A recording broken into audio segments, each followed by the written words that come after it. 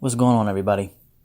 So, first off, I want to apologize because I haven't done a video or a podcast, rather, in the last 2 weeks, and just been kind of going through my own little ups and downs and just dealing with things just like anybody else. But I did want to say that I don't want to stop. I don't want to give up.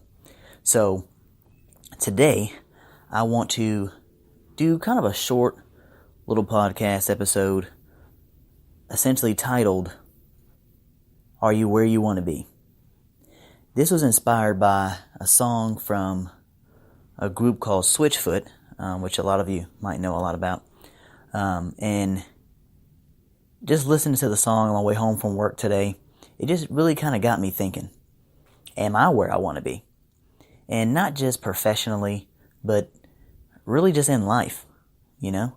I mean, do you ever really just sit around and ask yourself, are you where you want to be professionally? Are you where you want to be financially? Are you where you want to be relationally? You know, I mean, with your spouse or husband or wife or significant other. Are you where you want to be spiritually? You know, do you have a relationship with God or whoever it is you believe in? You know, that just, you really just sit and kind of look in the mirror and ask yourself, are you where you want to be in life?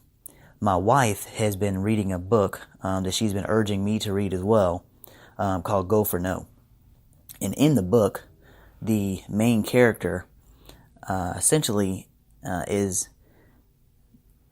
talking about an encounter with his younger self that was about 10 years younger than who he is now.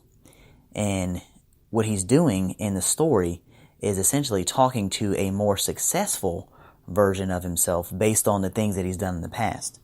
So in essence, I guess he's really actually talking to an older version of himself, 10 years older, but he's talking to the younger version of himself when he didn't know as much as he knows now.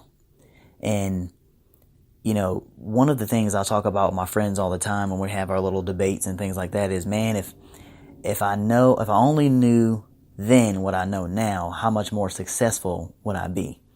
And, you know, that it comes to so many different subjects when it comes to being in relationships, when it comes to being in a job, when it comes to saving money or how you use the money that you have or have had in the past.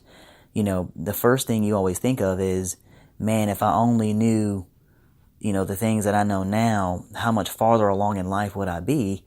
And, you know, the person that gives the best advice is the person that's already done it, right? But we always go to someone that we look up to be able to, you know, I guess the expert, if you will, on whatever it is you want to do. But how many lessons do we already know we just choose to ignore? You know, I think a lot of times we know the right answer, but we just choose to do the wrong thing based on our fears, based on, you know, what we think people will think about us, or, you know, and that imposed judgment, right? Or that supposed judgment. You know, I think a lot of times we just hold ourselves back just based on things that aren't even real. I love what Will Smith says on the movie After Earth. And he said, fear isn't real. He actually said fear is a choice. Now, danger, he explains, is very real. But fear is essentially a figment of our imagination and may not ever or at present even exist. Because at the end of the day, we're afraid of things we can't prove. We're afraid it might not work out if we were to go on an interview. We're afraid that someone may say no if we ask them out on a date. We're afraid that a project may not work if we take a leap of faith and see if it's going to actually happen the way we want it to happen. And we're all victims of it. But I guess my question is, why? Why do we act on things that haven't happened, but yet do not act on things that we know we want to happen? And then make excuses for it because we didn't do it.